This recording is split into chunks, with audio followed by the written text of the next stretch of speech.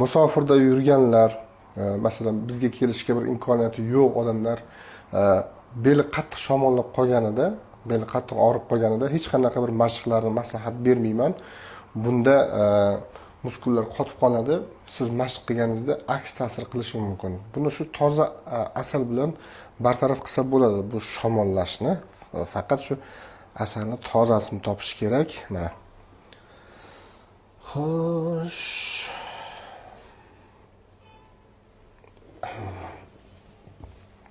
Endi bu ishtonni ko'proq tushirib, dumalar ustiga ham surish kerak. Men hozir buni ko'rsata olmayman. Siz ko'ra olsangiz, mana shu joylarini yaxshi bo'lardi. Buni suramiz og'riyotgan joylarga yaxshilab, sekin-sekin massaj qilamiz. Toza asal bo'lishi kerak. Massaj bo'lgandan keyin aynan shu og'riyotgan joyini ustiga mana shunaqa sekin terini ko'targan tushsin.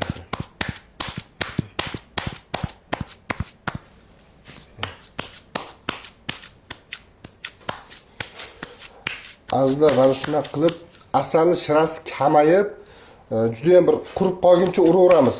5-6 daqiqa yoki 10-20 daqiqaga ham boradi bu. Oxirida shamollash shunaqangi bir avjiga chiqadiki, o'sha har siz urib ko'targaningizda u kasallik joni chiqib ketaveradi. Og'riq kuchli bo'laveradi ko'targaningizda. Bu har bir ko'targaningizda shamollashni tortayotgan bo'ladi. Mana shunaqa qilib keyin issiq o'rab yotadi. Yarim soat, 1 soat terilab yotadi. Mana. Oddiy asal bilan mana shunaqa bel og'rig'ini davolab qo'ysa bo'ladi. Faqat shu ixlos kerak asalga. Asalni surishdan oldin terini bir tozalab yuborishimiz kerak. Shunaqa azizlar, agar sizda grija, bo'yinda grija bo'lsa, tizza, yelka, bo'g'im kasalliklari, tinimsiz bosh og'riq bo'lsa, quyidagi raqamlarga bemalol murojaat qilishingiz mumkin. Xizmatingizga tayyormiz. Salomat bo'ling, kasal bo'lmang.